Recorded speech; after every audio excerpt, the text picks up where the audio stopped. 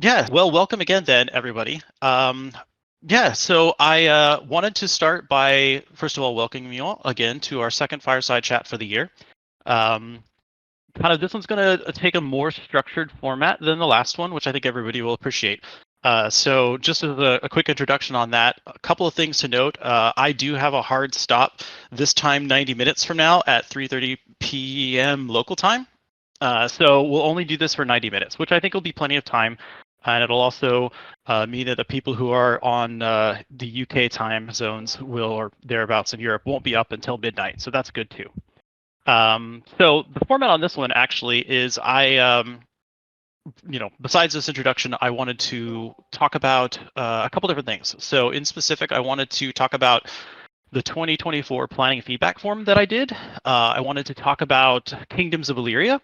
I want to talk about the COE website, some consulting stuff that I'm doing now, and then volunteer work. And the last two things, consulting and volunteer work, are really just about making sure everybody knows the stuff that I'm doing right now and how my time is being allocated. And if we don't get to that, we don't get to it. It's not significant or super important. I just wanted to address it in case people had questions. So yeah, with more and more people coming, I'm just going to go ahead. Oh, sorry, before I move on, the other thing I wanted to make sure I do is stop, especially in between each of those topics, the 2024 planning, feedback form, KOE, and the COE website, and make sure that I take time to answer questions. So during that time, you'll have an opportunity to ask questions, and I will do my best to address them as quickly and concisely as I can, because I'm sure that there are still people who have lots of questions, especially because it's been, well, almost a full quarter now. So I'm sure that there are questions that I'm not going to be able to answer directly just through my monologue. So feel free to ask when we get there.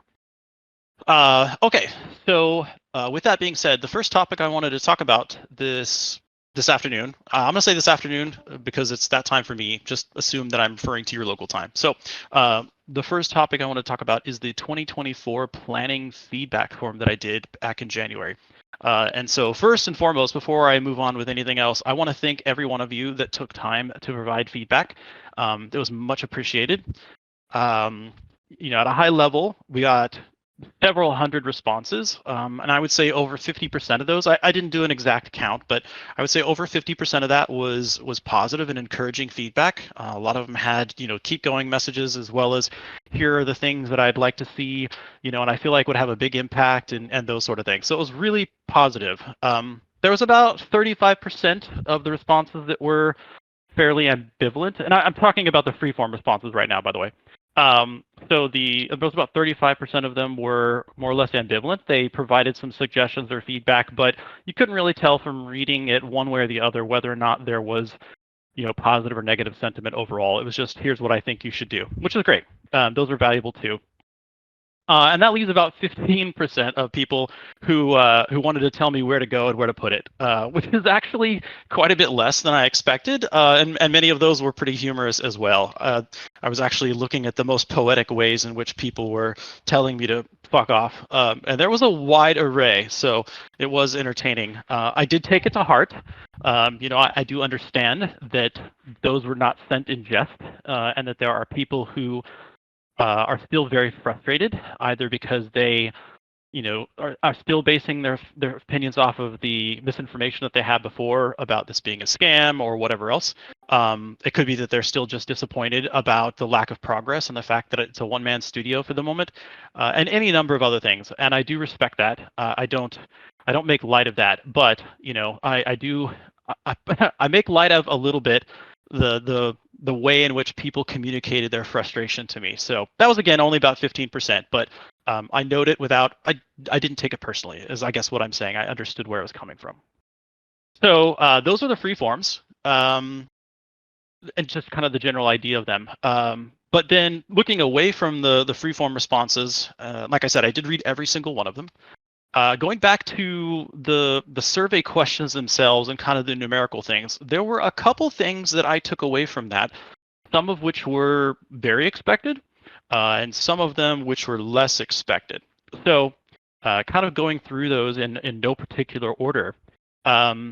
The first thing I think I noticed was in the questions about Discord and the COE website. I was actually surprised. There was more interest on the website than expected, and less focus on Discord than expected. I know that there has been a lot of talk about getting the Discord reopened and having people be able to interact again as a community, but there hadn't been much talk about the forums and the website within the various Discords that I was a part of. So I was kind of surprised that, where the question about Discord had kind of some people in the middle, but then a large amount on either end. There was, strong favor for it and strong opinions against it. The forums only really had strong opinions for it, so it was less contentious, and so that's kind of helped me understand kind of the best way to re-engage with the community and to allow them to re-engage with each other, which is why I'll talk a little bit more about the COE website stuff that I'm doing and have been doing a little bit later on. But I am listening, so I haven't put a ton of effort on trying to get the Discord stuff up and running at the moment. That's not to say it's not going to happen. And this year, I'm just not working on it particularly right now. The other thing, which I was not surprised by, but was a little disappointed, was that there was less interest, significantly less interest in Elyria chat and Elyria mud than I would have liked.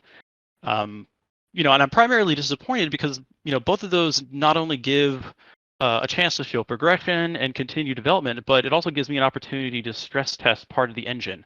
Until the game launches, you don't have a live service until you've got people using it. And so having people using those services, at least helps me understand, what kind of load it can handle and things like that before we get into the actual game. That being said, it's not a one-to-one, because it's not rapid packets going back and forth, but it's still something. So I was a little disappointed that there weren't more interest in that, but I also do understand that Elyria Mud is perceived as, extraneous. While it was a part of the original development plan, being able to move around in a text-based world and interact with NPCs and use your inventory and identity systems, like they all experiment with the design and they give you an opportunity to see the gameplay mechanics for COE in play, but it's not the same experience. And most people just don't like text-based games. People who've played MUDs in the past, I think, aren't super fond of it anymore. Just having to move around and navigate within rooms and stuff like that can be tedious. So I do understand, and I've obviously decided not to invest any time in Elyria Mud. So that's not something you guys can expect to see at this point. Let's see.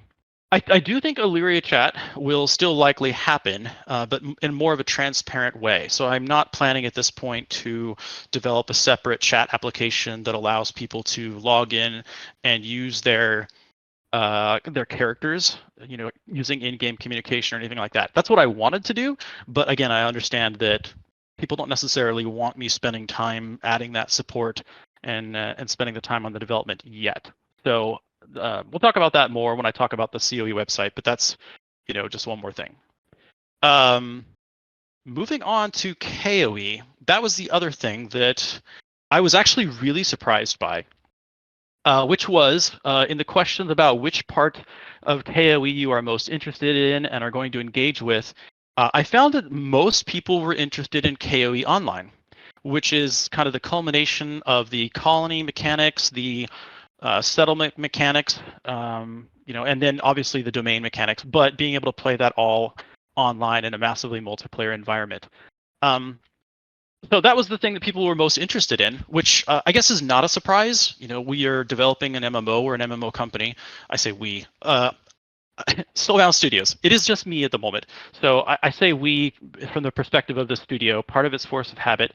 Part of it's just that a studio is a plural thing to begin with. But it is just me right now. So I will try and say I so as not to mislead.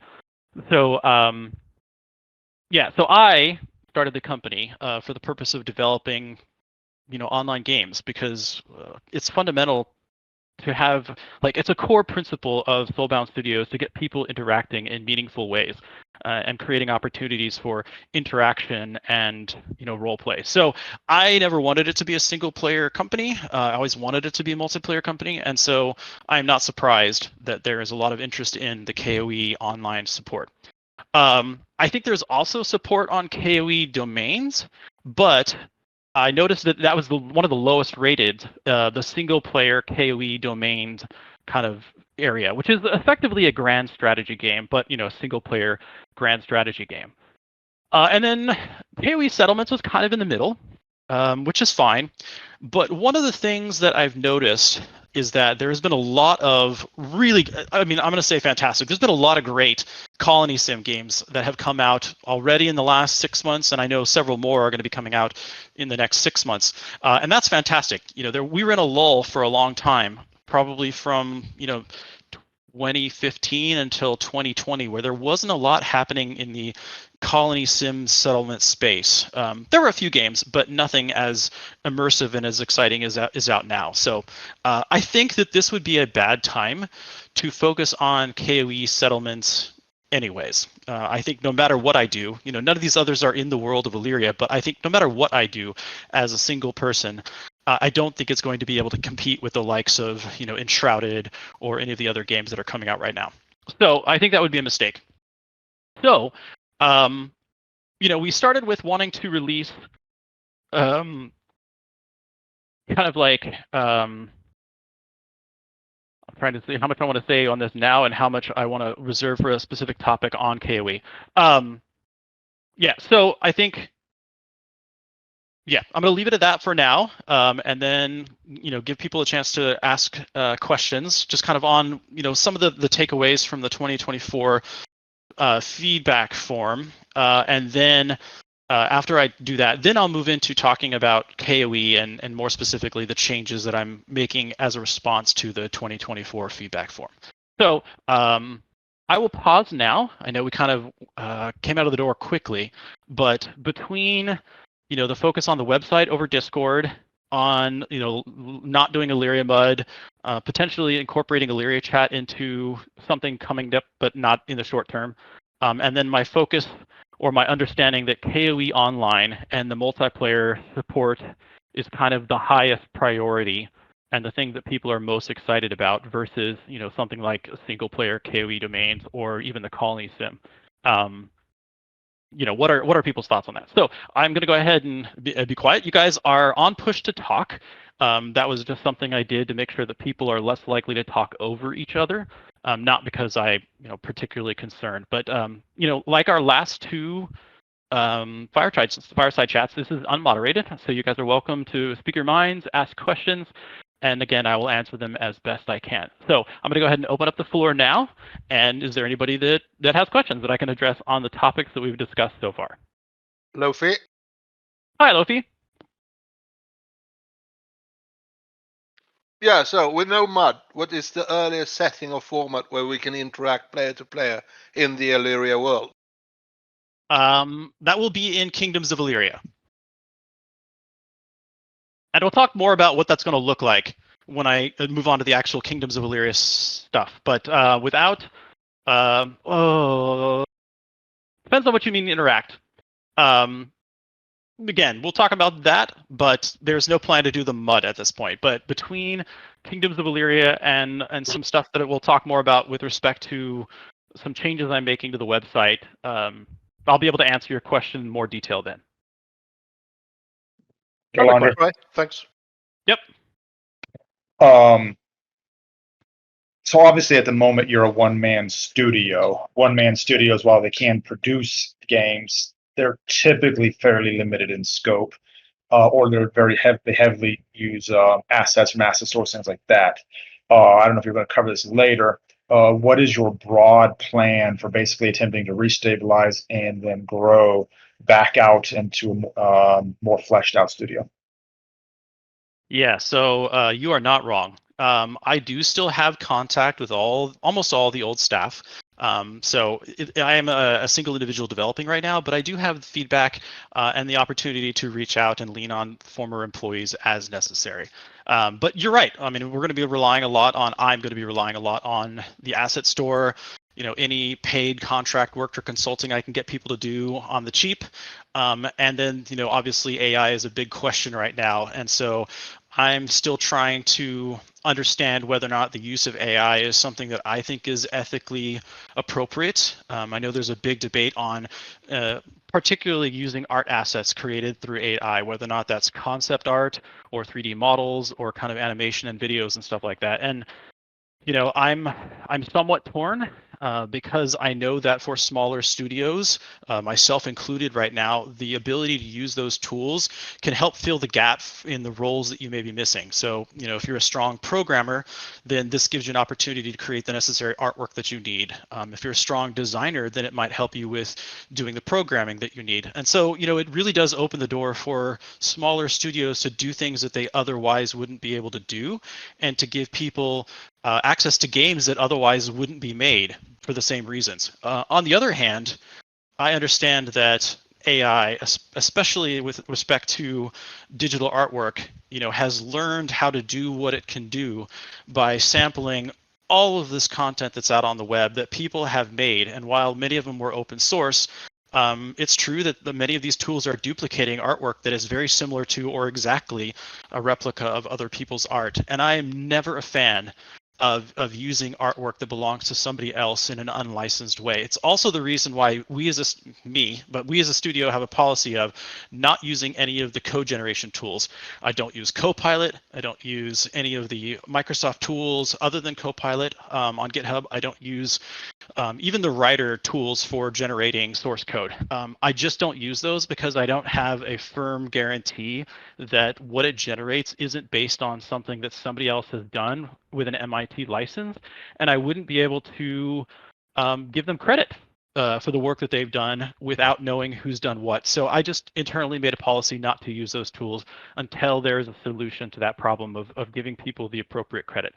So similar to art, I would like to be able to use it, but at this point, I am still trying to steer clear of it. So that may be a question that I'm going to have to put out in a survey to the community, the backers, and see what your guys' thoughts are on this.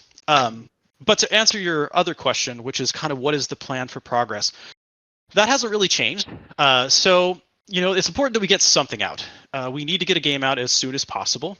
And part of that goes to the conversation we're going to have about KOE. But the plan is to get out, one or more versions of Kingdoms of Elyria and use the revenue from that to build onto bigger and better projects. And with each release, hopefully, that we'll be able to grow the studio again, which I'm pretty confident that we'll be able to do, just because I'm focused on quality right now, and I do believe that whatever I put out is going to be a good game, because I really don't want to put out a game until it's good.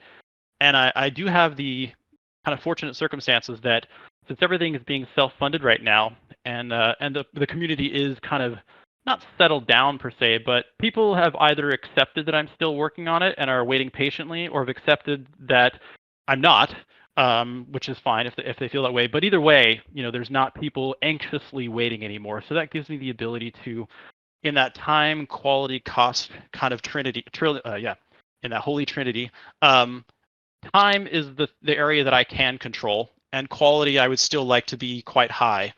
And cost, necessarily has to be low. So that's naturally going to make things take longer, which, nobody likes hearing. But the good news is that I am still pushing forward. I am making forward progress every day, and I do plan to release something of quality. So with the Kingdoms of Elyria launches, and then moving on to the next thing, and then moving on to the next thing until we get to COE, I think that's going to give us the opportunity to gradually rebuild back to a point where we were before with a full-size studio. Okay, a small studio. We were never a large studio. 22 people is not generally considered a large studio, but you know what I'm saying. We'll be able to get back to where we were before. It's just going to take time. Gotcha. And to pigeonhole one on there, have you ever thought of accepting basically volunteer work? I know a couple people had offered back when things kind of collapsed. Yeah, so I would love to. I think I may have answered this question once before. I actually would love to take volunteers. I have no problem with that.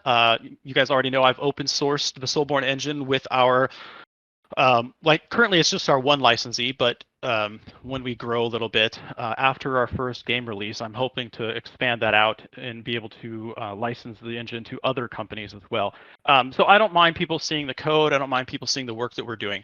The problem is according to the Soulbound Studios attorneys in the United States, you cannot have volunteers doing work like that. You need to, if you're going to have people contributing towards a product or service to the direct line of business, which in our business is making games. If people are going to be contributing towards the direct line of business, you have to pay them somehow. You can pay them with equity, you can pay them with money. There's something there, but you can't, or in the case of internships, you can pay them with either school credit or learnings that's done towards an education, but you can't just accept volunteers for the sake of volunteers. So at this point, based on my legal counsel's advice, I can't do that, even though I want to. And that's been true since back then. So I first had this question back in April of 2020 when it was, okay, so we're looking for paths to move forward. We don't have crowdfunding coming anymore. What can I do? And one of the first questions that I asked our attorneys was, we've got a lot of people in the community who'd be interested in helping and seeing this move forward. What can I do about that? And the answer was basically nothing, unless you're willing to give away, company equity to everybody, which I wouldn't have a problem with, but having, 100, 1,000 people having not just, an interest in the product being released, but actually an equity stake in it would put way more pressure and cause way more issues at this point than I would like to kind of dive into. So I would love to have volunteer work, but I can't right now. Thank you. Yep. That being said, internships and stuff is one option. And so I do have some students in this area because there's DigiPen up here and some other things who are interested in internships. And so I've been engaging with people because like I said, I actually really enjoy teaching and I enjoy people being interested in game development and I enjoy working with people and mentoring. And so this is kind of the best of both worlds. I get to do those things and help the next generation of developers while at the same time benefiting from people who are able to work not as a volunteer, but in exchange for work experience and in some cases, either high school or college credit. So do we have other? Sorry, go ahead. I was going to say, honestly, that's the kind of thing that I would love to be able to do since I've never felt like I'd get the opportunity to even get into game development as much as I'd like to. Yeah, so I mean, I'll just let everybody know now. Like, if you are currently a college student in the computer science or game development, game design industries, and you want to pursue an opportunity for an internship, go ahead and direct message me.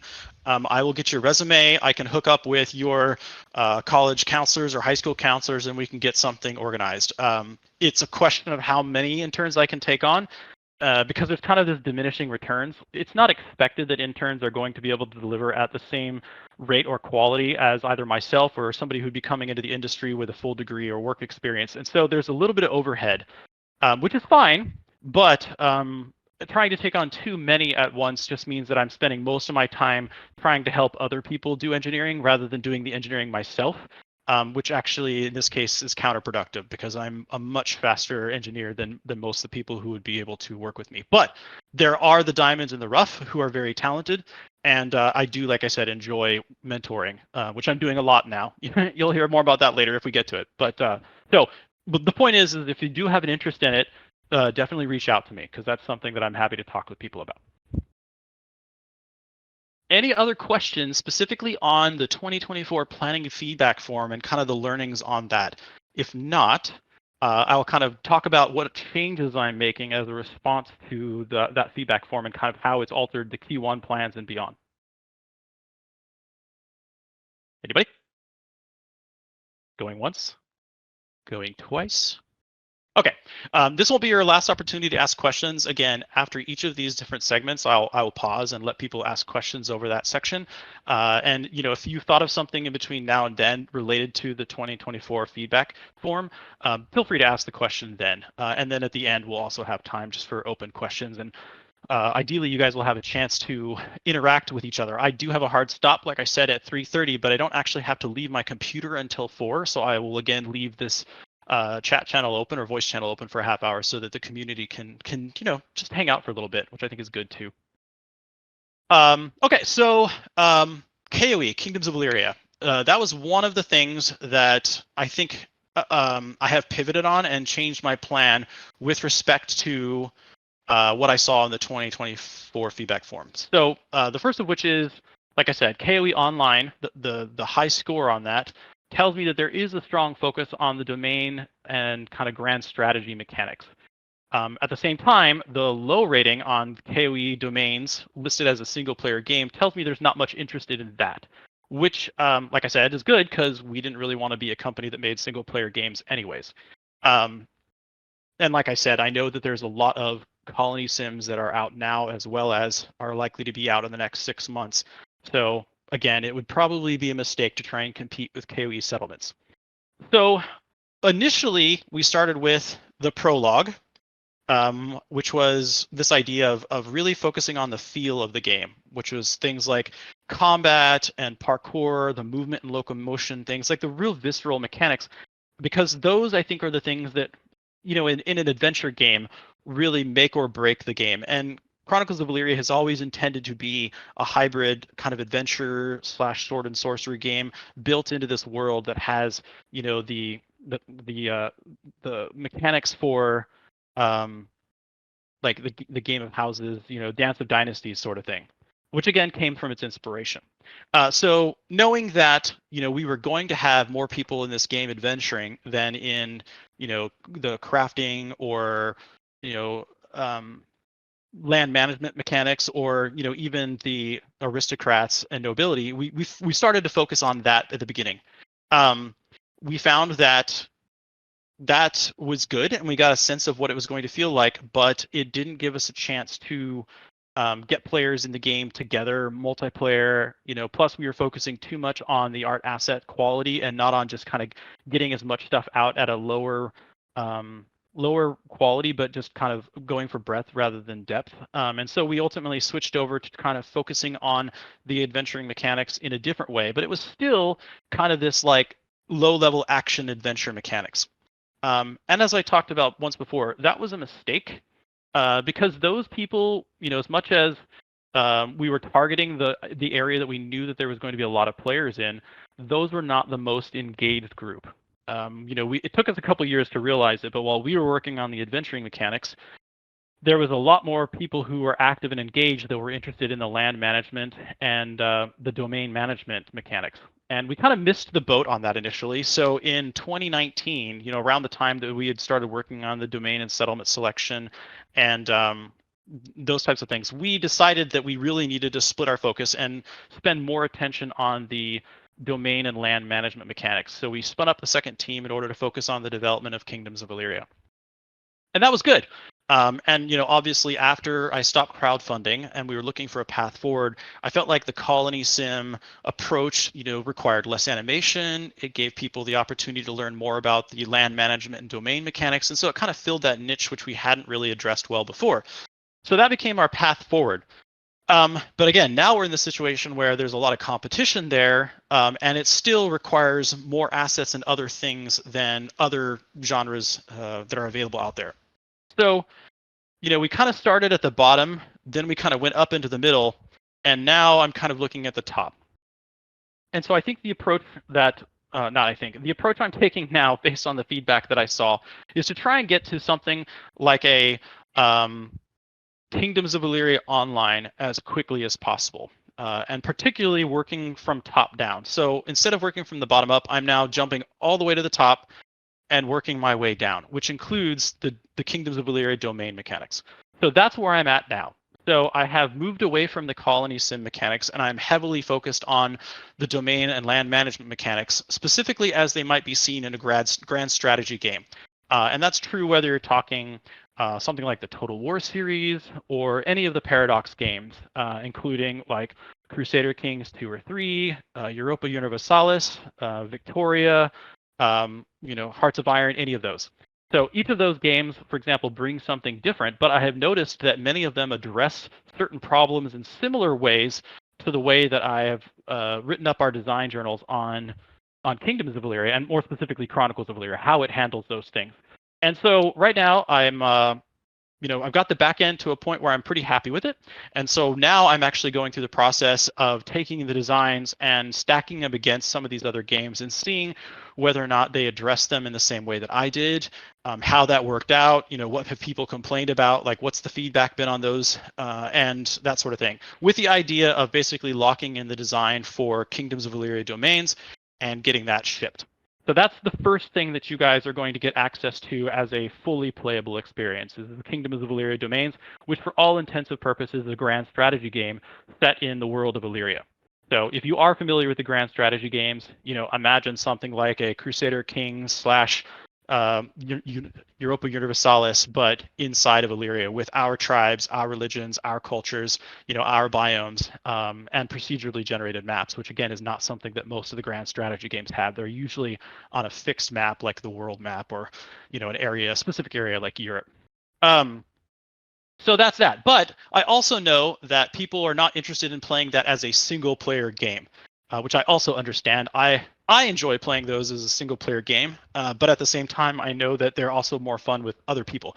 I have on several occasions played Stellaris with other, and Crusader Kings too as well. I have played those games with other members of the community, so I know how much fun they can be when you get a chance to sit down and play that with other people. So what I've done from a technical standpoint is I have taken the server, which, just as a refresher, I built the backend as a standalone backend, but because it's built in .NET now, it allowed me to embed that directly into the client, which I was building for Kingdoms of Elyria settlements. So that means it's actually hosted within Unity. It's not using Unity for the entity component system, the actor model, and all those things. It's not actually using Unity, but it's inside of a Unity application. I'm not doing that anymore. So what I'm doing for the purpose of performance, using the latest versions of the kind of C# language and the framework that I'm building this on, is to pull it out into a separate process. So now, if you were to start up Kingdoms of Elyria settlements, you would see the UI, you'd see Unity, you'd be able to interact with it. But what it's actually doing is it's communicating with another process that's running on your machine, which is effectively a hosted server. And that has a few benefits, including allowing me to more easily transition between Unity and Unreal Engine 5. And it also gives me the ability to allow you guys to host your own dedicated servers, as well as hosting your own multiplayer games for whatever the game is, whether it's Kingdoms of Elyria or Chronicles of Elyria. So anyways, that's kind of what I'm doing right now. So the focus at this point is not just on developing and releasing Kingdoms of Elyria domains, but to focus on releasing Kingdoms of Elyria in an online standpoint, or at least multiplayer. So what I'm planning to do is kind of focus it on this order. So the first thing is going to be the release of Kingdoms of Elyria domains with multiplayer support, which, like I said, is going to be a grand strategy game. And it's going to focus on something like 32 players, which I think is kind of the industry standard for grand strategy games like Stellaris. So you'll be able to create, join, and host your own multiplayer games up to 32 players. After that, I don't want to move directly onto Kingdoms of Elyria Online. And the reason why is, in a small scale, like 32 players, it's okay to pause the game. It's okay to change the time or the rate at which the game is advancing. And in a grand strategy game, you often need time to advance very quickly. It's really hard to do that, though, in a game with 1,000 people or 2,000 or 5,000. And so I feel like before I can release that, I really need to allow people to dive down into that lower level colony sim management, because that's the area that people are going to be spending their time while they're waiting for the larger timeline to be advancing.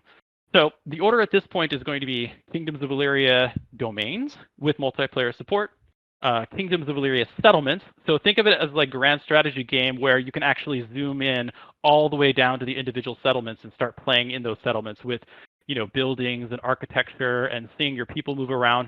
So it's kind of this transition between the grand strategy game that's there by default and then, moving into a colony sim level at kind of the higher level zoom. So that's going to be the second thing that happens. And then with both of those there, then I can bring up Kingdoms of Elyria Online and actually have persistent worlds played as an MMO where people can join the different servers and things like that. So that's kind of the order of release now for Kingdoms of Elyria. So let's see. I have some notes here that I wanted to talk about.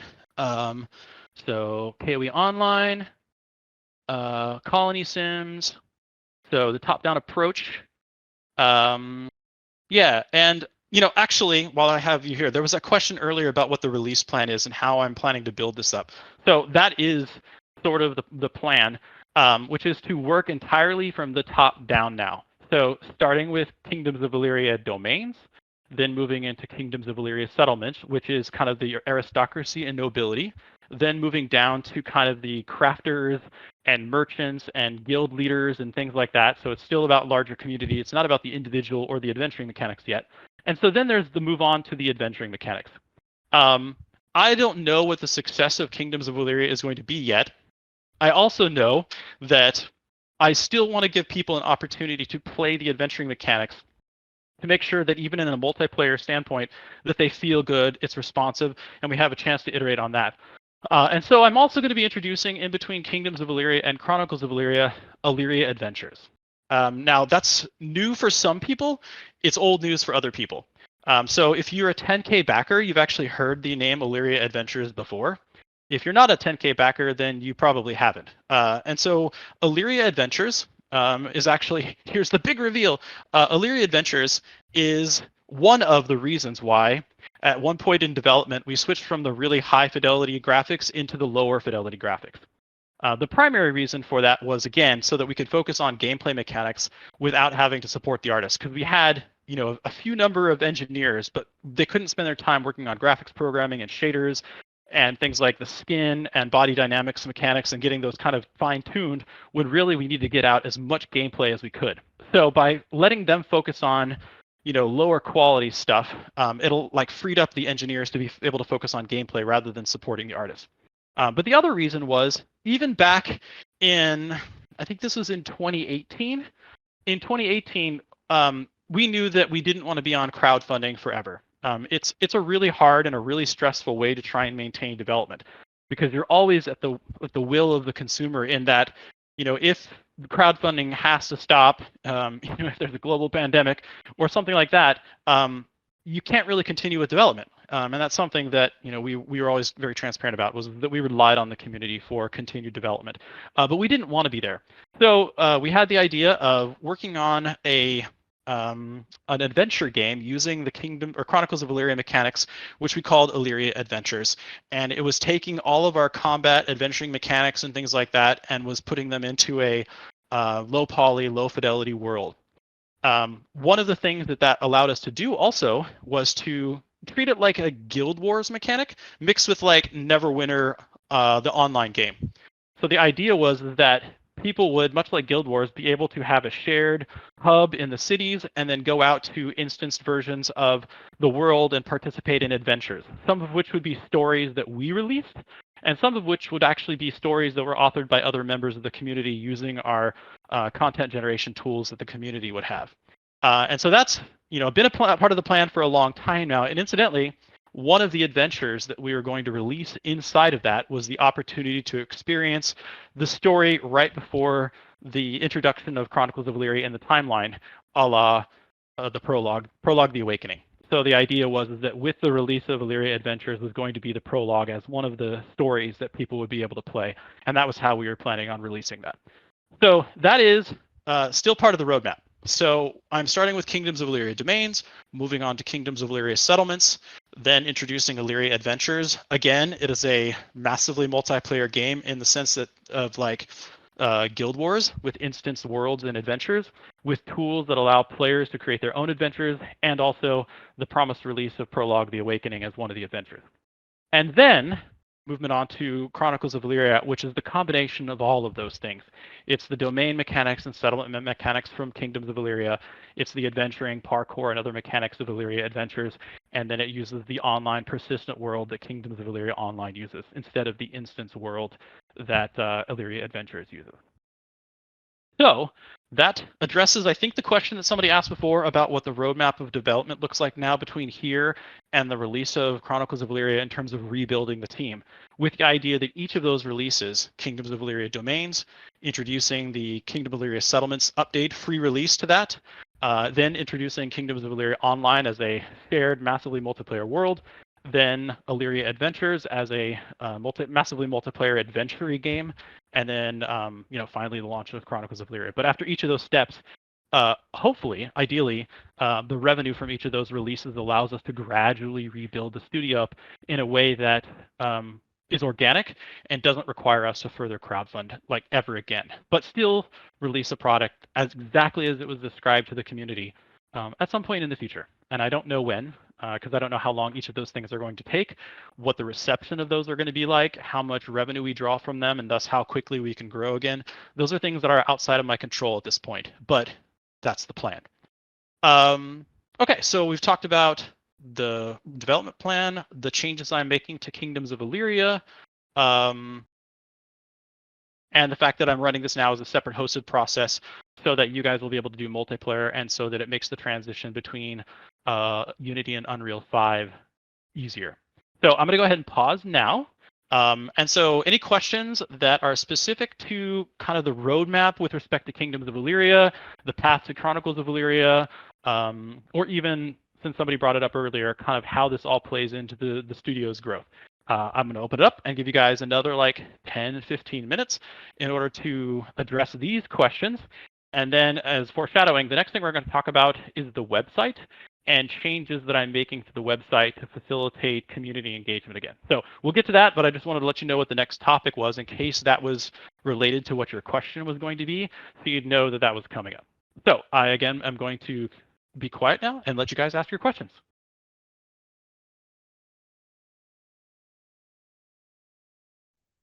Okay, so you've said that the roadmap has got a lot of things planned on it, but as someone who was only fortunate enough to get access to, I think, beta 2, I'm not sure. Someone was nice enough to give me a gift of it on my birthday, which was incredibly nice of them. But I want to know how much of this will I actually be able to access from that, and how much of it will be things I need to actually save up my money for to buy. Yeah, no, that's a great question. You're not going to need to buy any of those. So Kingdoms of Elyria is a standalone product that will be made available on Steam, and it will include the domain's launch as its first launch, then a free update with Elyria, with the settlements, and then finally a free update for online. So that's kind of the product release for that. But as an initial backer of Chronicles of Elyria, you won't have to pay for any of that. You're just going to get a Steam key or something from us that allows you to directly download and play the game. You guys have already backed. I mean, to be honest, you guys haven't backed the development of Kingdoms of Elyria. That's all happened since then, and it's mostly come out of my pocket. But you didn't know that, and it's not your fault, right? Like, you guys backed Chronicles of Elyria to the degree that you could, and through my attempt at trying to no longer have to crowdfund, especially around the pandemic and what that was going to do, I made a choice that has negatively impacted people and in their inability to engage in the community or to play. I don't feel like it's fair or makes sense to have any of you pay anything ever again with respect to the Elyria World products.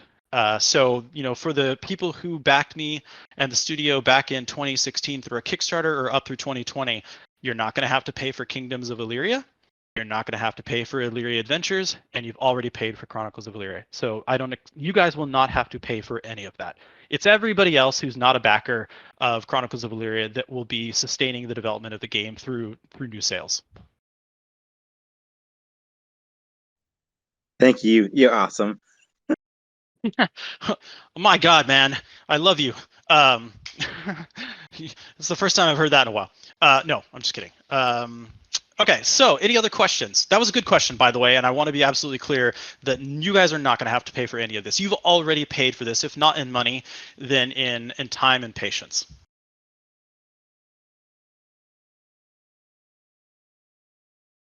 Lopi, I saw you light up.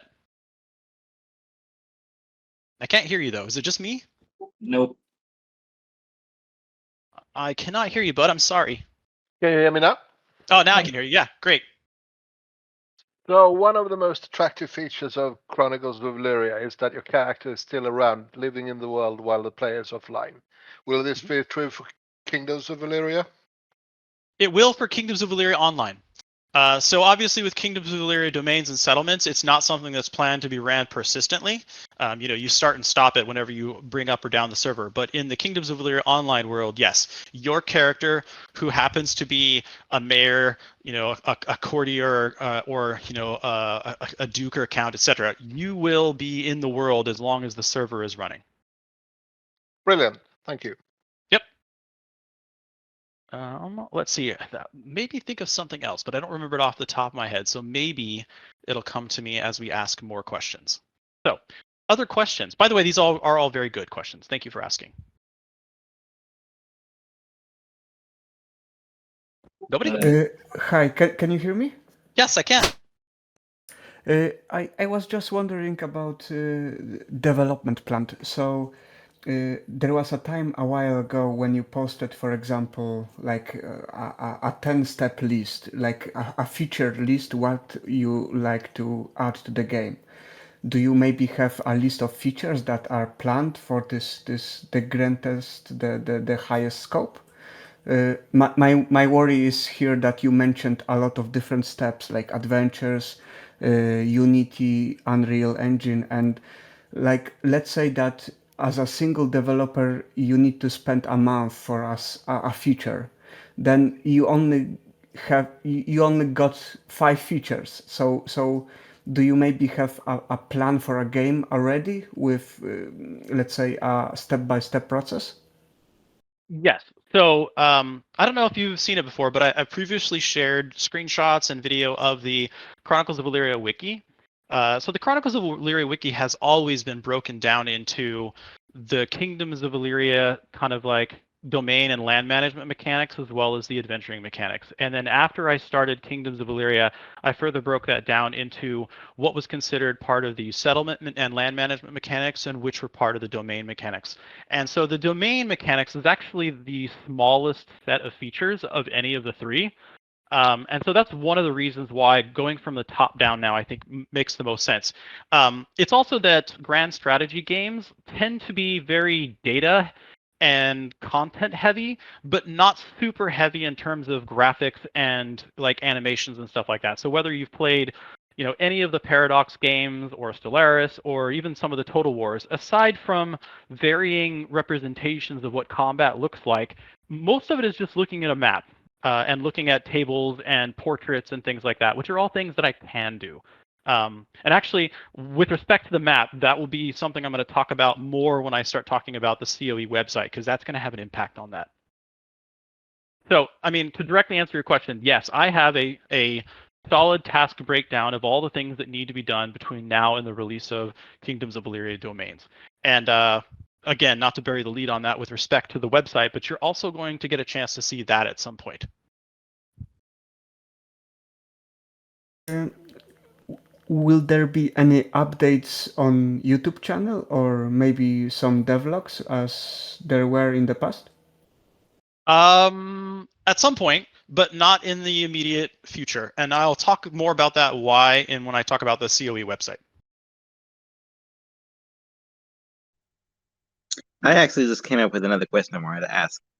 So Great. you've mentioned that one of the things that you're also going to be doing is working on the crafting for like the adventure level stuff. Mm-hmm. Will any of that actually be available in the Kingdom of Elyria online stuff, or even just the settlement stage? Yeah. So the mechanics are all an abstraction of the lower levels. So, for example, in the grand strategy game, you don't have a view of the settlement initially. But much like other grand strategy games, you can, for example, identify the buildings that you want built. So you can say, I want to add a blacksmith to this settlement, and that will increase production of tools and things like that, weapons and such.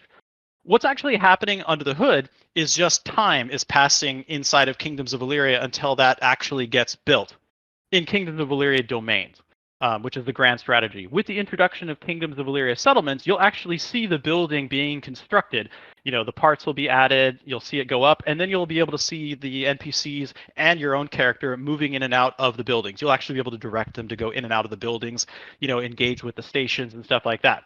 And similar to the difference between the grand strategy and the colony sim, there is a similar kind of transition between the colony sim and the adventuring mechanics. And it looks like this.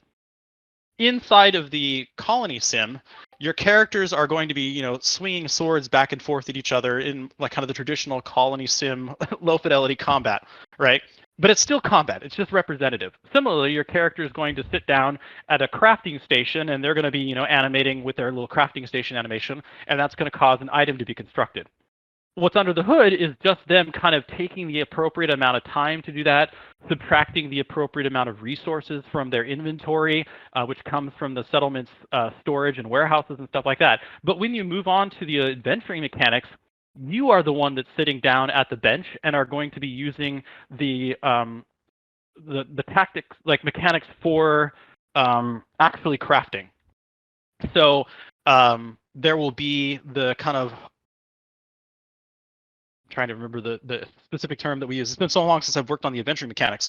Techniques. So you will be using the techniques and the recipes and the different things in order to construct those. So if it's a blacksmithing thing, then you'll be the one that's using the hammer, identifying, whether or not the metal's hot enough, quenching it in the appropriate materials, and that sort of thing. And if you are doing alchemy, then it will be up to you to pick the appropriate tools and identify the correct formulas or percentages of the different materials that you're mixing and all that sort of stuff. So it will be actually you doing it. And that applies to the combat as well. So whereas it'll be kind of like animated combat, traditional colony sim combat at that level, when it gets into the adventuring, now it's actually using the combat techniques, the various forms, and positions and things like that you can be in. So chaining those together in combos. So those won't be there in the higher level, but there's kind of room being left for it. And so as we move down into the lower levels, then those things are gradually being introduced. And most of those have already been designed or implemented in a previous version, predominantly in Elyria Adventures or in the Chronicles of Elyria client. So again, it's not starting from scratch. Most of those mechanics have already been done. It's just about integrating them and doing it in a way that makes sense now. Awesome. Thank you for that answer. I'm Yep. really looking forward to the crafting stuff myself. I am too, actually. The crafting, I've always been a crafter in games. I've generally been a combatant as well, even going back to Ultima Online. But I always enjoyed participating in the economy and crafting and being the best in a certain area over just going out and kind of hacking and slashing. So it's always been important to me to make sure that the game isn't just about the combat and that the crafting mechanics are secondary. Like I strongly want the crafting mechanics to be fulfilling on their own right, so that somebody could very easily join the game and focus entirely on the crafting and not feel the need to go out and do combat, and also not requiring you to do combat in order to advance your character, which is one of the reasons that we've made it skill based instead of level based, so that you're not having to grind on combat XP just to become a better crafter. That doesn't make any sense to me. I have a Caspian. question. Yeah. Go ahead. Oh, go ahead. No, whoever else can go first. Okay, thanks. Hi, can you hear me, Caspian? Yeah, I can hear you, Payne. Good. So when 3-4 years ago, one of the merits of the game was that only 20% of the map was known at the time. So from east to west, north to south, wherever anyone was located, you only knew 20% of the world, basically, and you had to go out off those lands to find new areas. Now, between settlement, domain, colony, you'd have to get the skills to build the ships, to get the food to help you for your endurance and such, have the skills to map read or to locate, navigate. Are you going to be able to acquire all those skills during the first domain, settlement, colony, so that eventually you can get off the land and go search for that other 80% of the world? Yep. And is that going to be available during those times, or is that going to be a further expansion? It will. That's a great question. I don't know if that'll be part of the initial release or not. I obviously want to make sure that Domains is released as quickly as possible, but one of the mechanics of Domains is that exploration. So I don't know if that will be part of the initial release or whether or not Domains is going to focus on a single starting continent, or whether or not it's going to allow that. But certainly before I get into the colony mechanics and have people focusing in on the individual colony development, I will need to add that so that people have the ability to go out and sail and stuff like that. And that would just be part of a free update. I'm not going to add an expansion, I don't think that would be a paid expansion for other players. Not you guys. For you guys, it's always free. But I don't know whether or not I would introduce a paid expansion to allow for sea travel and things like that to other continents. I just honestly haven't decided yet. I can see merits both way. That being said, there is additional work that comes from the ability to migrate to other continents, such as the introduction of additional tribes. And so that's one of the reasons why I'm considering making it another expansion that's a paid thing, because like the time and work that is involved in introducing, the Madari and all the others, that's not free, right? And so I can ship it faster and earlier by not including those things and having you limited to the primary continent during the first release of the game, and then capitalize on the introduction of that in order to pay for the further development. And ideally, I'll be able to bring on people even at that point to help make additional artwork and any additional mechanics that are specific to those tribes and those other biomes. So I don't know honestly, but either way, it'll be free for you. Okay, I can just follow up. As long as that's transparent where it is in the progression that you're developing and moving towards. The next part, though, is part of this domain and colony stuff. There were a set number of monarchs of the high leaders set down under them, the dukes and stuff. Is there any way to update us on which one of those monarchs are still invested in this and how their hierarchy is still established, so that if there is going to be, like when you talk about, are you still wanting to keep your settlement or move, it'd be nice to know if you're going to be maintaining in a settlement or in a structure that's still going to be active with the same people that you came to know 3 years ago. Yeah, absolutely. So, I mean, being able to interact with the community as you know it is something that I think a lot of people will have questions about. And I think the best way to answer that is to give people the opportunity to re-engage in a somewhat meaningful way. And I'm not going to answer that any further right now, but when we get to talking about the COE website part, I will address that more fully. But the idea is no, I haven't reached out recently to the monarchs and dukes and counts to see whether or not they're still interested in playing and things like that, because I feel like the best way to do that is just to give them opportunities to engage and then seeing who decides to re-engage. And if they don't re-engage, then that's a good indication that either they're not yet or they're not planning to. And if they do, there's no guarantee they're not going to sell their title or trade it to somebody else when we add the features for them to do so. But at least this way we know that they're still around and are still engaged. Great, thanks, because you used to have those meetings where they would participate and then update us when they got back. So I'm wondering if that's in the cards to do that again. Yeah, I am not opposed to doing those 10K meetings again. It's really just a question of whether or not the monarchs and the dukes and counts and the 10K people want to do that. At this point, I'm keeping my communication with the general public to a minimum, but I do want to increase the engagement and communication within the community, which is again something I'll talk more about when we get to the COE website part. All right, I agree with that. Thanks. Yep. Any other questions? And thank you again. Hey, Mr. You guys have had Caspian. great questions. What? Go ahead. It's Emery. How are you? Hello. You were talking about community events and community content earlier, and I know I asked that question the last one of these I came along to.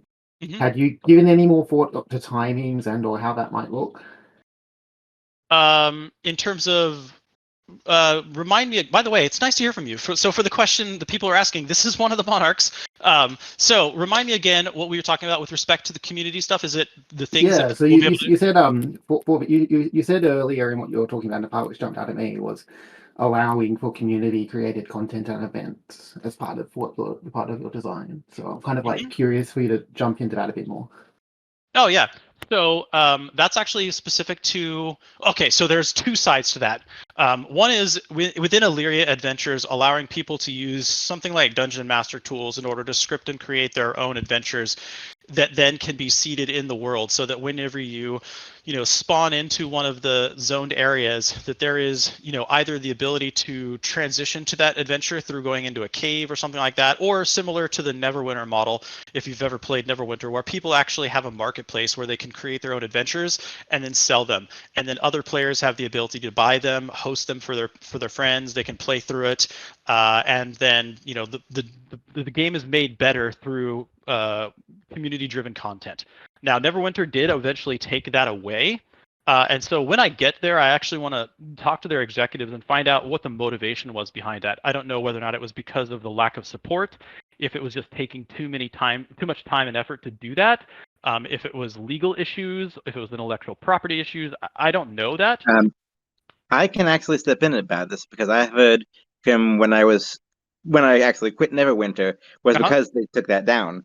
And from what I've heard, it was because there was approximately too many custom things, and every time they had to do an update for them for whatever reason, it would take about a week to update all of the content, and then they'd have to do another update at that point already.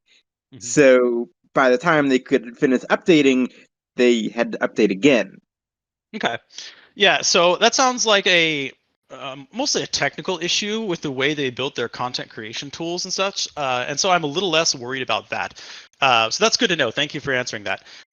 So back to Emery.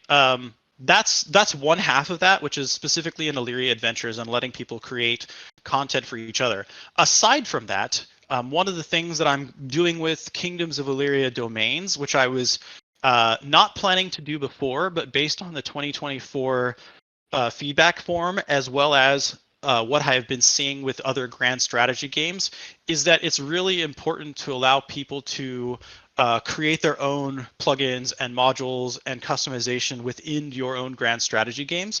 And let's be honest, the world is, the intellectual property might be Soulbound Studios, but the world is really everybody's. And so I really want to give people the opportunity to create their own versions and narratives and stories within their own world. So if you're hosting a server and you want to introduce new tribes, if you want to play with the values on your tribes, if you want to do other things, I think that's great.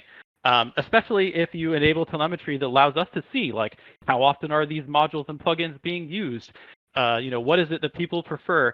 Because that will allow us to take that and either integrate it directly into Kingdoms of Elyria or leave Kingdoms of Elyria the way that it is, but then make an appropriate change as we move from Kingdoms of Elyria onto Chronicles of Elyria. Does that answer your question, Emery? Yeah, that's a kind of good summary of things. So that's very helpful. Thank you for that, Caspian. Yeah, no problem. So in terms of the timelines on that, there's an order of release. The Kingdoms of Elyria domains is the first one, and then we get into the settlements, and then into online, and then onto Elyria Adventures. So the player content tools for Elyria Adventures isn't going to be for some time now. The content creation tools for Kingdoms of Elyria domains is probably not going to be in the initial release, but will hopefully be not long after that, because again, I feel like a grand strategy game, part of the value of a grand strategy game is being able to make the world your own. And so I don't view necessarily content creation tools like that as, a post-release expansion so much as a critical, point of the game and the world itself. That's great. Because I think that, like obviously one of the key parts of why I invested so heavily into this game was the kind of content creation, the idea of having custom animals and things in the game. Mm-hmm. So like I 100% I remember that I pledged Monarch because it was I couldn't pledge. I used to Kickstarter and couldn't pledge to create your own animal pack. So all of that kind of put your own things into the universe and into the MMO. That's the kind of stuff which is really important to me. So I love hearing about your kind of plans about that. If that makes sense. Yeah, and like I said, mods that people make during the kind of Elyria Adventures world is going to be a lot more onto the individual animals and creatures, combat techniques, animations, and things like that. Whereas the grand strategy modifications are going to be much more about the statistics, culture, religion modifications, and things like that.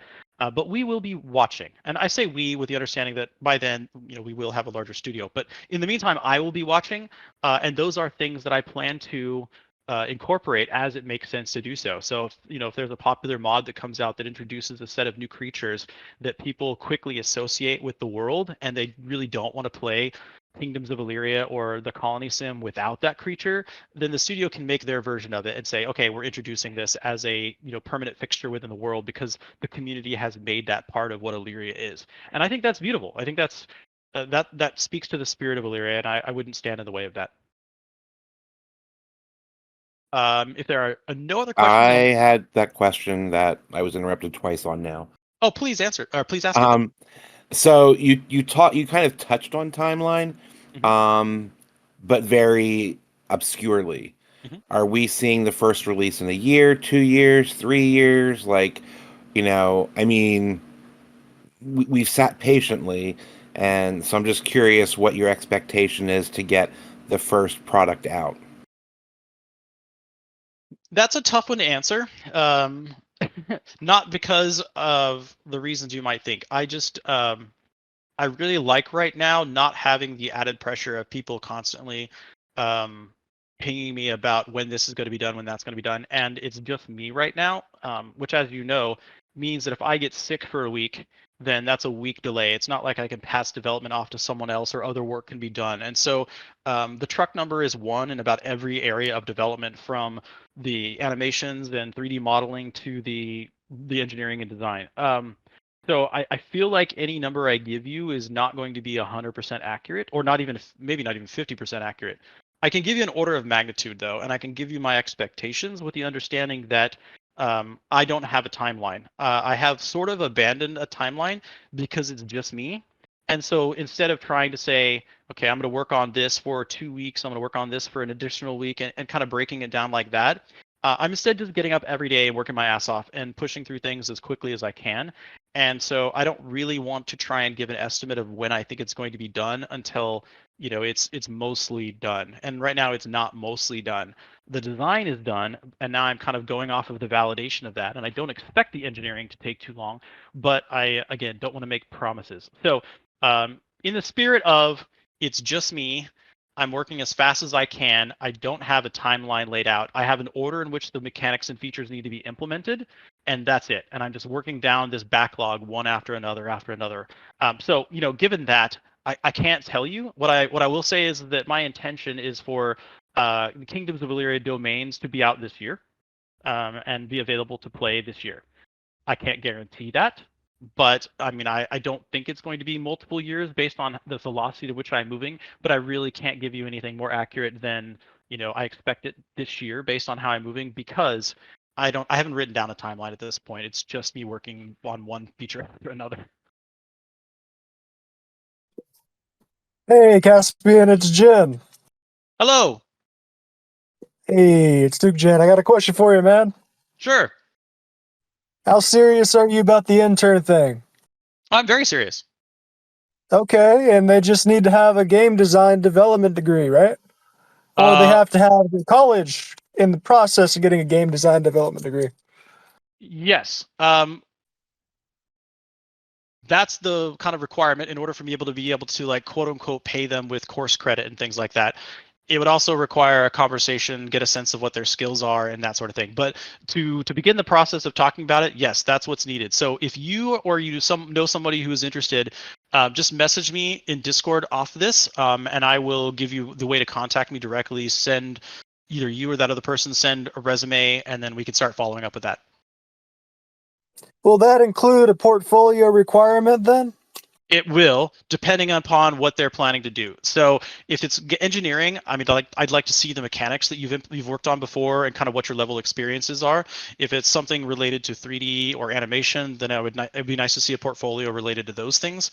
And then for game design, obviously, any kind of existing engine or tool set, whether or not it's, the Aurora engine or something from an existing game, or Unity or something like that, then I would want to evaluate those. So I will, yes. So looking at your experience is also going to be a part of the process. I'm not going to bring on somebody that doesn't have at least what I view as a functional level of experience, because then I'm not really mentoring so much as just teaching, and that's just going to take away from overall development rather than allowing it to kind of eventually catch up to the point where the studio is benefiting from that.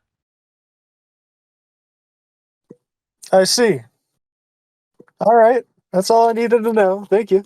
Yep.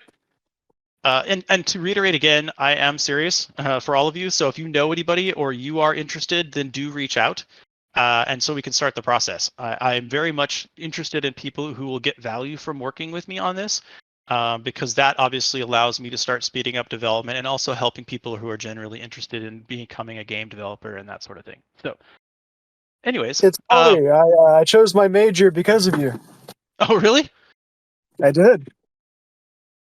I mean, that's amazing, honestly. I appreciate that. hopefully you mean that positively and not negatively. But we'll talk about it. But I do mentor for the high school, and I love seeing people interested in computer science and game development in particular. I feel like the fact that we're in 2024 and computer science isn't a required course as part of secondary education is just a shame. I frequently say computer science isn't about the computer per se. Computer science is the science of solving problems with computers. And so it's really about the problem solving. And the number of problems that can be solved with computer science is such a small number that we really need to get people learning how to use these tools so we can start addressing these problems in a better way. Okay, so I do want to move on now. I'm going to have you hold your questions because I just want to make sure I get through the last section on the COE website, and then I will open it up for questions again, and then we can just spend the rest of the time with questions and answers. So the other thing that I noticed on the 2024 feedback form was the interest in the COE website, as especially compared to Discord. So I have been already working on the website for quite a bit of time now. I had originally worked on trying to port it before, but the porting job was actually taking more time than it would have been just to kind of build it back up as a new platform.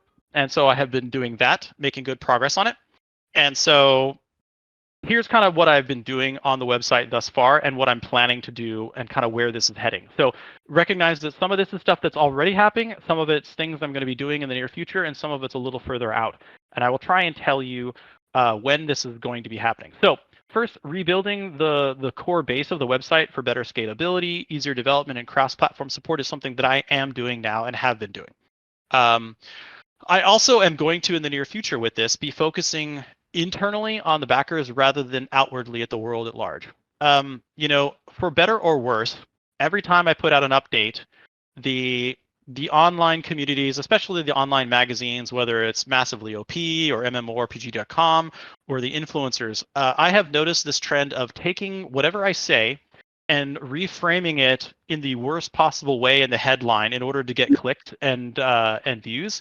And then maybe they talk honestly about what the actual update is about. But I've noticed that a lot of times that they're not even honest about that. But even when they are honest about it, they like to throw in like, and this is coming from the company that was sued, for these reasons. And so like they're actively trying to turn people away from the studio and the development of the game. And honestly, I don't. At the time in which that was happening, I was like, I get it. We fucked up, and they're trying to tell people about that. I get that. But at the same time, I'm still trying to do what very few other studios are trying to do.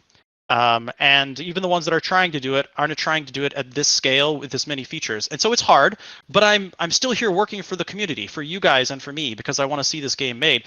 And you would think that a lot of these organizations would try and highlight the fact that there is a studio who is doing this, or even if they've stumbled, are still persisting and trying to get this out to the players. And instead they don't. And so I feel like they're doing a disservice to the industry at large. Not just me. I've seen this happening with a lot of these companies and news organizations and influencers across the spectrum. So this is not something that's just Soulbound Studios and me. It's happening a lot, and it's really kind of a systemic problem right now. So as an example, I was focusing on what's going on with the Bungie stuff. I don't know if any of you guys have seen this, but Bungie, for many, many years was working on their franchises. And then they released an update, a new expansion for Destiny 2 not too long ago, and it was not well received. The designers thought they were going the right direction with it, and they kind of wanted to mix things up in a unique way. They worked hard on it. The rest of the studio worked on it. There was new tech and new mechanics, and generally it was a good expansion. But because of the story, people got pissed off about it. And so some people went on to Reddit and other things and were basically like, hey, you guys don't like us anymore. You hate us. This is clearly just, you trying to capitalize on, more expansions and things like that, which then turned onto magazines and influencers repeating that and saying, headlines like Bungie's finally showing that they don't care about their players and all that stuff like that. And that pissed off more people because a lot of people who hadn't actually been affected by the story or didn't care about the story because they were just looking for the multiplayer support, then they felt like they didn't like the company anymore. And that eventually led to DDoSes. And so the Bungie servers started getting hit by DDoSes, and it was bringing their servers down. And so they were not able to focus their attention on fixing the issues that people were having before. And furthermore, the play experience became worse for everybody. They started getting drops. People started losing an hour or two of work that they had done. They were finding rare items that were then getting unwound because they were restoring from backup. And that further exacerbated this idea that Bungie doesn't care about their players. And so, now their reputation is going down the toilet. And they had just had their first round of layoffs, I heard, ever in the lifetime of Bungie. They had to do their first round of layoffs just because they don't know about the future of their games. And that's kind of this is the vicious cycle that I'm referring to, which is a small thing that affects a small number of players can turn into a big thing that affects a company as a whole, which then affects everybody who is a player of that game. And so right now we're putting a lot of power in the hands of these online magazines, on Reddit, and on influencers. And that has the power to be great, but it's also a double-edged sword. And I think Bungie is an example where a company that I know cares very much for their players and has always been focusing on the needs and on making the best games that they can, finds themselves in this difficult situation, which, aside from just having a bad storyline, which could have easily been overlooked, it's not really their fault. To a large degree. They're doing the best that they can. So anyways, the point of that is that I want to focus internally as much as possible. So that means, among other things, either removing or minimizing the publicly facing feeds and forums that I have. So things like our news forums on our website, or like the news page, is still going to be outwards facing, but I'm going to be taking the developer blog page and I'm going to be turning that inwards. So you have to be logged in with a backer account in order to be able to see that. And the forums are going to be focusing inwards to require you to have a backer account.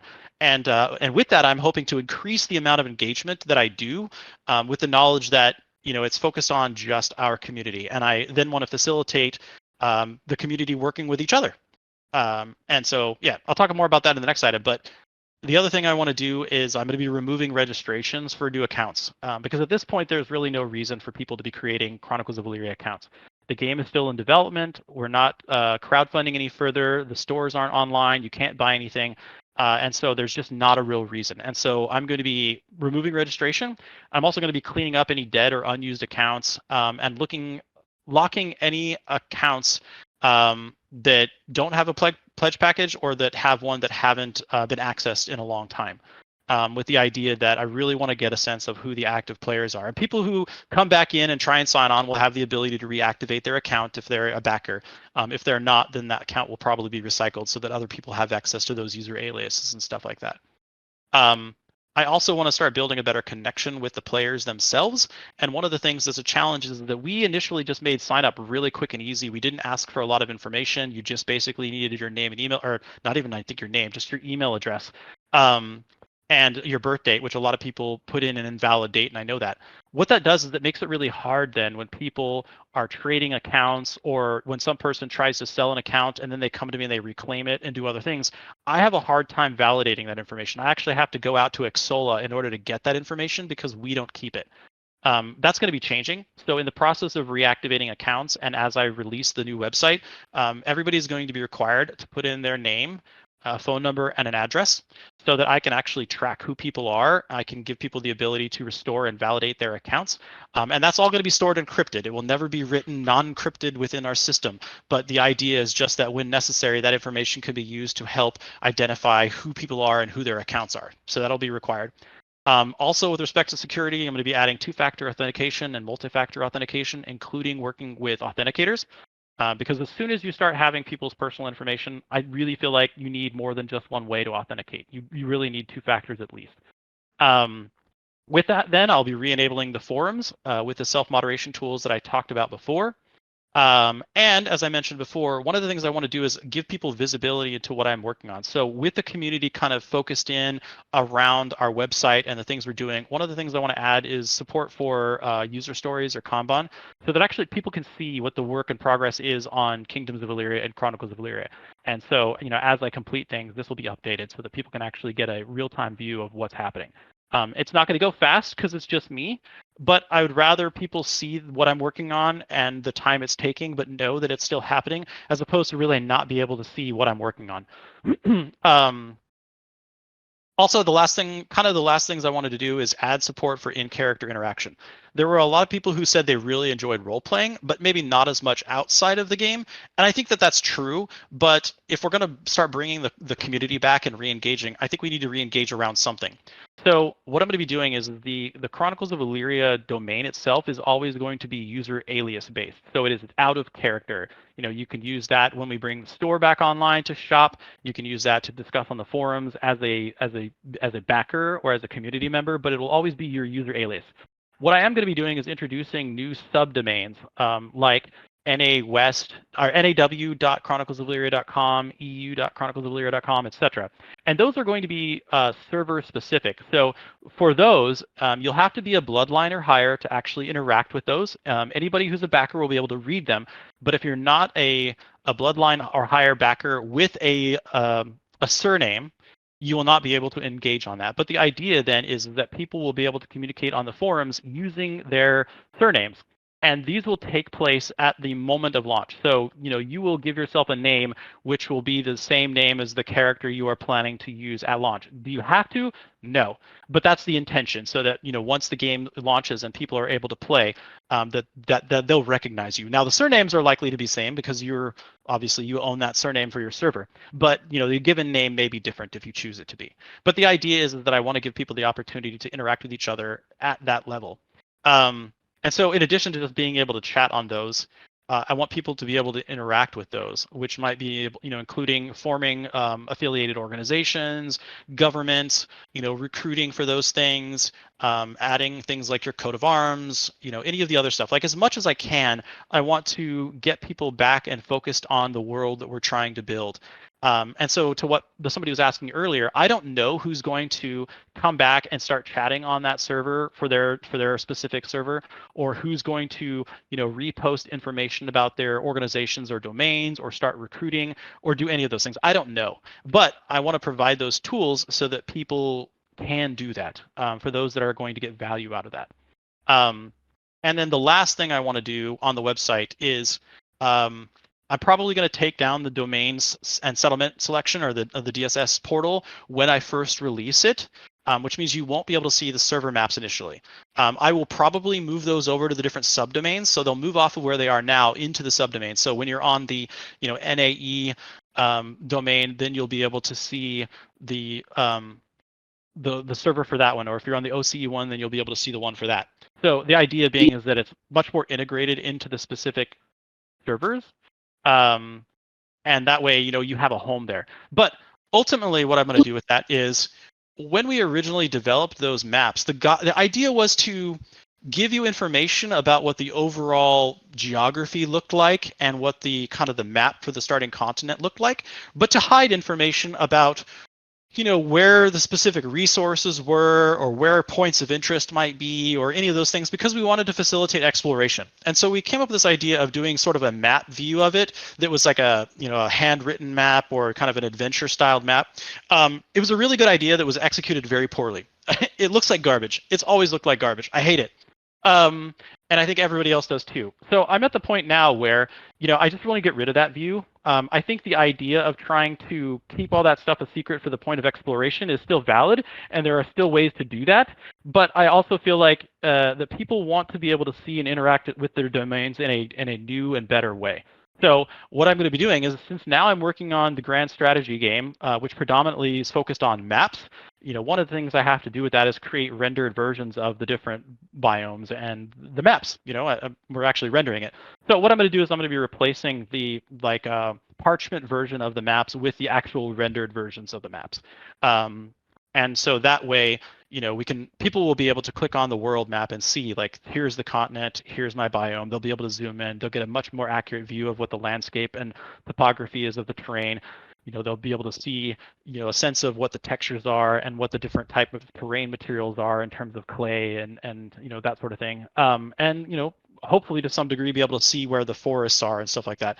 It's not going to be exact because I don't have all of the assets for all the different tree types. Nor do I have all of the boulder assets and things like that I need. So it's not going to be one-to-one in terms of like what's on the map, but the topography will be, the locations of the settlements will be, and then the general like materials, the terrain, where things are, and kind of the fact that there is a forest there will be represented with rendered trees and stuff like that. So again, I really want to replace that as soon as possible. And so as I move through with the development of KOE domains and I get those maps rendered, then I will start looking at doing that for the 4 official servers. All right. I think that brings me to the last thing that I wanted to talk about. The other one was just this kind of high-level overview of kind of how my time is being spent right now. So I'm actually splitting up my time basically like I've already talked about. So my day-to-day right now actually is being spent with about 2 to 3 hours working on Kingdoms of Elyria a day, about 2 hours working on 2 to 3 hours working on the COE website, and then the remaining time is spent consulting. I'm still helping out the licensee with the development of their mobile MMO, both from an engineering and a little bit from a design standpoint. Just because I open my mouth, I feel like they're designing things in a way that could be better. And so I'm consulting with them in order to help them. I also do. I'm not doing as much volunteer work now, but from January until the end of February, I was teaching at the local high school. I was teaching computer science to the high school students, and it was taking up about 2 to 3 hours on Monday, Wednesday, Friday, because I was going into the school, teaching in the classroom, and then coming back. And I was also writing curriculum and creating problems for them to do and that sort of thing. That ended in the end of February. So I'm no longer going into the classroom for that, but I am actually mentoring what will be 3 different groups. The first group is a pair of young ladies who I've been mentoring for the last 2 years now on their capstone project. They're building their own point-and-click adventure game using Unity. The other group is one I'm just taking on now. It's a single person, and they're probably going to be working on either underwater or space simulations because they really want to get into writing the software and stuff for things that go out in space and help with like asteroid mining and stuff like that. And then the last one is a mentorship that hasn't started yet, which is probably going to begin towards the end of April. And I actually have no idea what that one's going to be about. But each of those mentorships take about 1 to 2 hours a week. I generally have 1 or 2 one-hour meetings with them in order to give them updates on work they need to do, review their progress, help them with career and technical education, tell them a little bit more about the industry and things like that. So that's kind of volunteer work that I'm doing with the school district.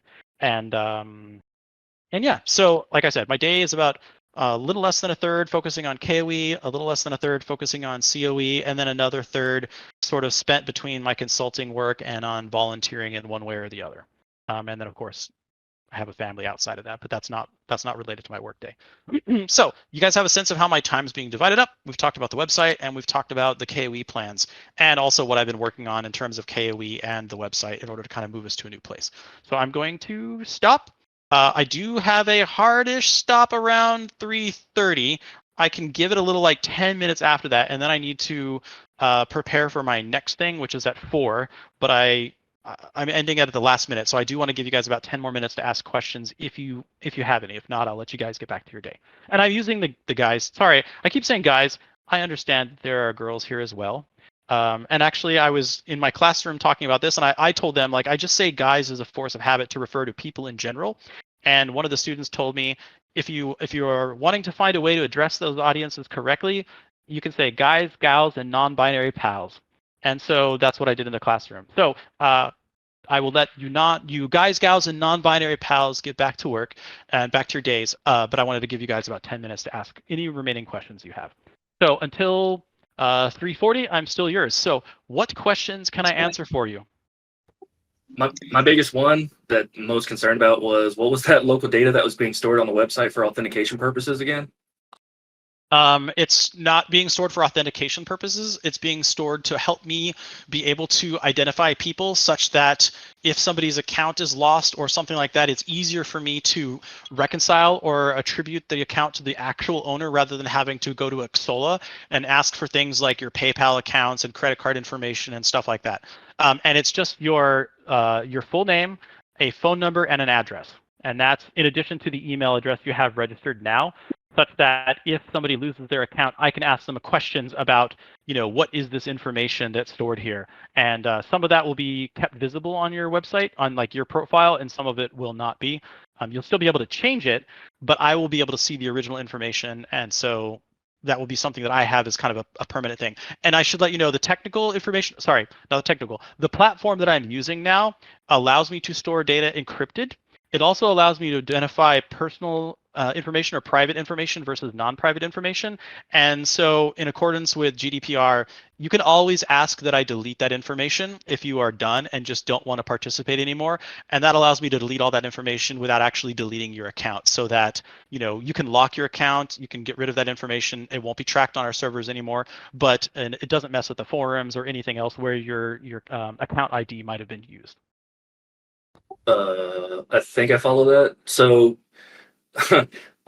looking at it from an OSINT standpoint, like name, I'm probably fine with. Phone and address can lead to other information if certain databases were eventually made where they could be read.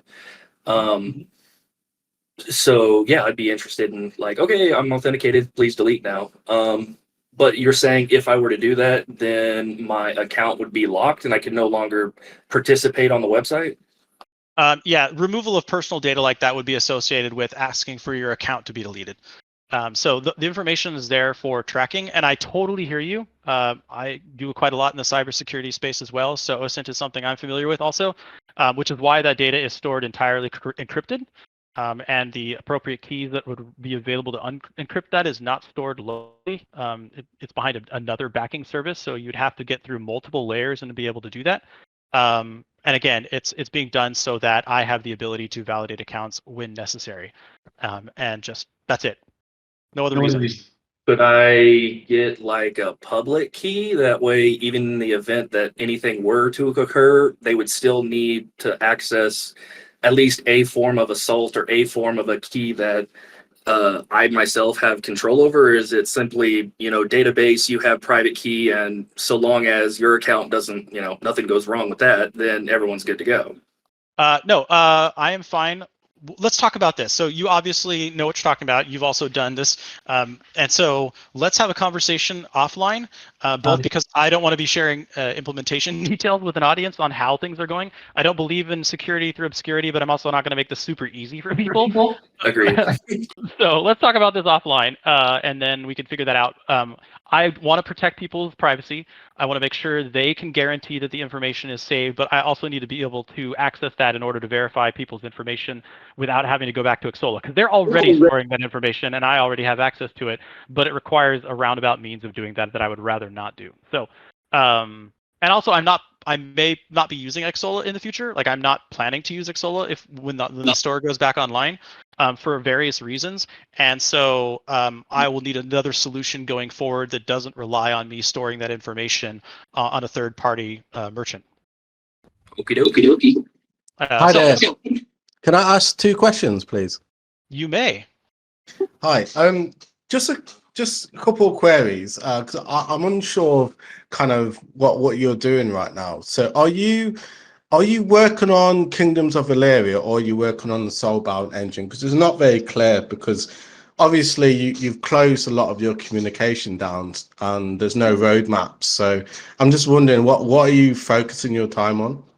I am focusing my time almost exclusively on Kingdoms of Elyria now, not on the Soulborn engine.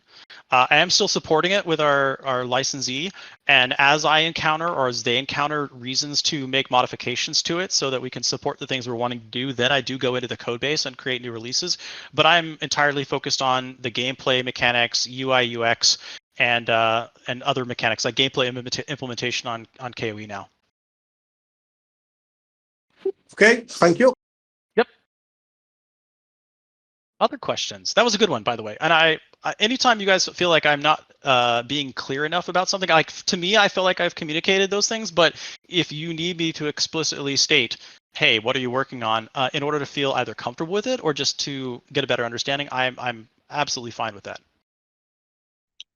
So I actually wanted to say, first off, the map stuff for the settlement stuff, That was perfectly acceptable to me. I had a lot of fun with that, and I honestly wish we had more time to do more things like that.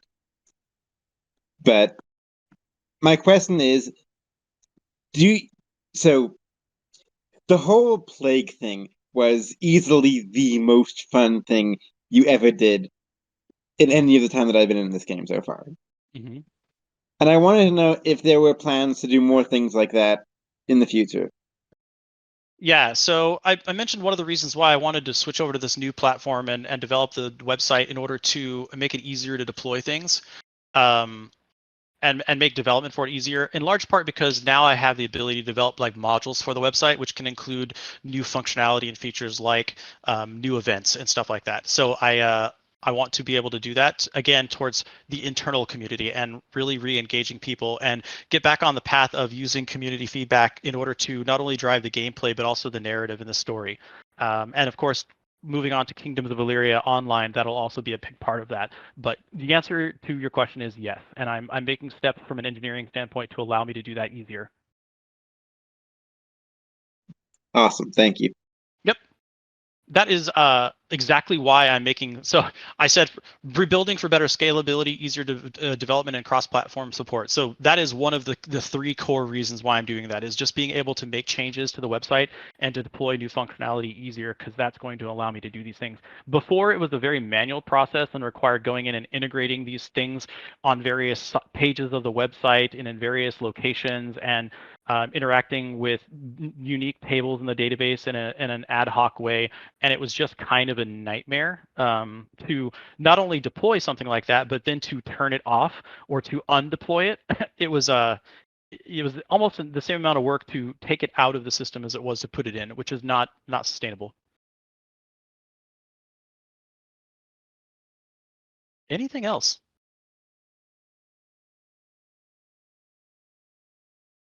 Okay.